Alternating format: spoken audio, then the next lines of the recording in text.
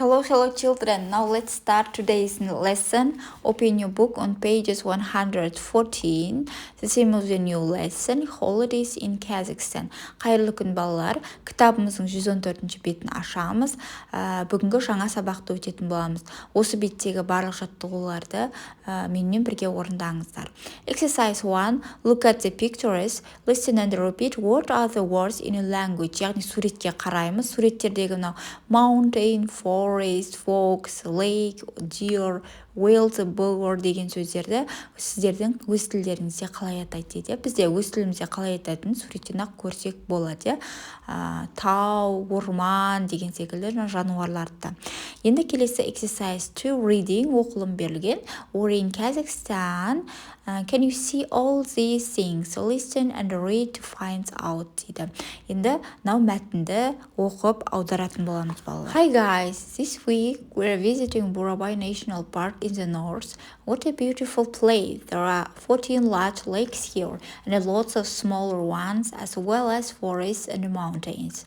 Mount Kokshetau is the highest at 947 meters. Сәлем, осы аптада біз солтүстіктегі Бурабай ұлттық саябағында боламыз. Қандай әдемі жер дейді. Мұнда 14 үлкен көлдер, одан да көп кішігірім көлдер, сондай-ақ ормандар мен таулар бар. Көкшетау тауының биіктігі 947 метрді құрайды екен.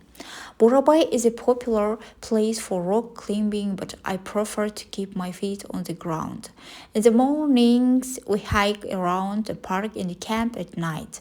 Right now, we're setting up our tent on the shore of Lake Burabay, the biggest of all the lakes.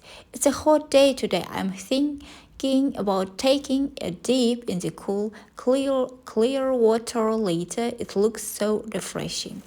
Бурабай құзға өрмелеу бойынша танымал орын дейді. Бірақ аяғымды жерге тигізгенді қалаймын дейді. Таңертеңгі уақытта біз саябақты аралап, түнде лагерге барамыз. Қазір көлдердің ішіндегі ең үлкені Бурабай көлінің жағасында біз шатырымызды тігіп жатырмыз. Бүгінгі күн ыстық күн, мен кейінірек салқын мөлдір суға түсуді ойлап жүрмін. Бұл өте әдемі көрінеді, және де өте сергітеді дейді, refreshing сергіту.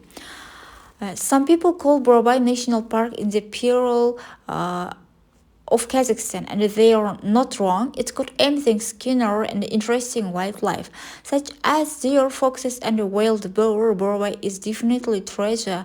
I love it. So where should I go next? Tell me your ideas for places to go on holiday in Kazakhstan.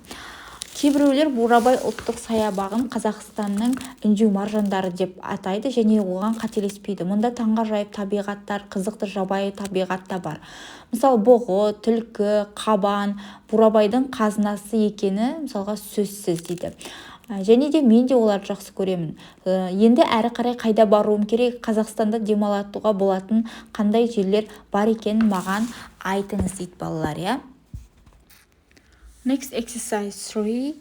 Read Serg's blog post again and answer the questions. Жаңағы біз мәтін оқыдық қой, Серіктің блогын оқыдық, иә? Енді сол блогқа байланысты сұрақтар берілген, сол сұрақтардың жауабын жазуымыз керек. Мен сіздерге дұрыс нұсқасын қалдырдым, осыған қарап жазып алсаңыздар болады. Немесе мәтіннен де өздеріңіз тауып қарап шықсаңыздар болады балалар. Next exercise 4. Why do people call Burabay National Park the Pearl of Kazakhstan дейді. Не үшін Бурабай ұлттық саябағын Қазақстанның үндеу маржандары деп атайды? Мен сіздерге дұрыс нұсқасын қалдырдым. Яғни оның керемет жануарлары мен керемет табиғаты мен керемет көріністерінің себебінен оны Қазақстанның үндеу маржандары деп атаған. Next exercise 5. Listening. Тыңдалым. Aruzhan and her friends Emily are visiting Burabay National Park дейді. Мен сіздерге дұрыс нұсқасын қалдырдым, осыған қарап жазып алсаңыздар болады балалар.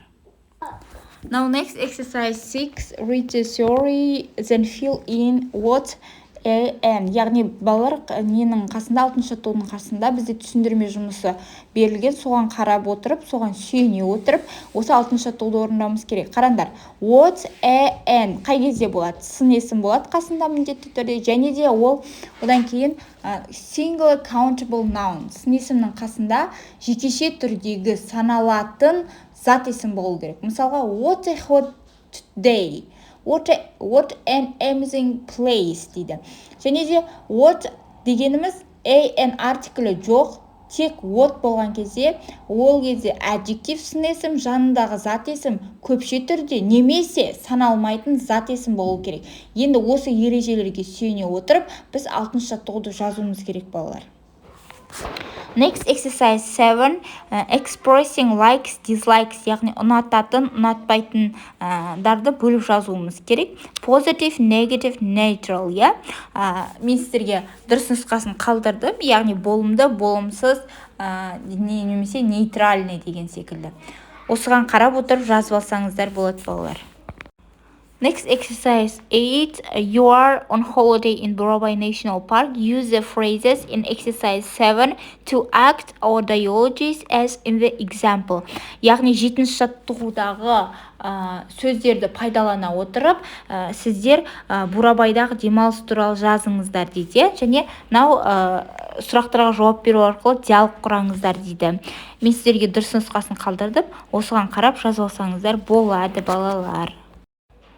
Next, last exercise 9, writing, жазылымға байланысты тапсырма. Write a comment in replies to Serik's blog post. Tell him about another place to go on holiday in Kazakhstan. In your post, describe the place, write about the activities, tell Serik why do you like it. Яғни жаңа бізде Серіктің блогын оқыдық қой. Енді сол Серіктің блогына жауап жазыңыздар дейді. Қазақстанның қандай басқа демалатын орындар бар, соған жауап жазыңыздар дейді. Сіздерге дұрыс нұсқасын қалдырдым, қарап ал. Балалар, егер де сіздерге бүгінгі сабақ ұнаса, лайк басуды, коммент қалдыруды ұмытпаймыз, және де каналға тіркеліп кетейік, жарай ма, балалар? Келесі сабақта кездескенше. See you next lesson.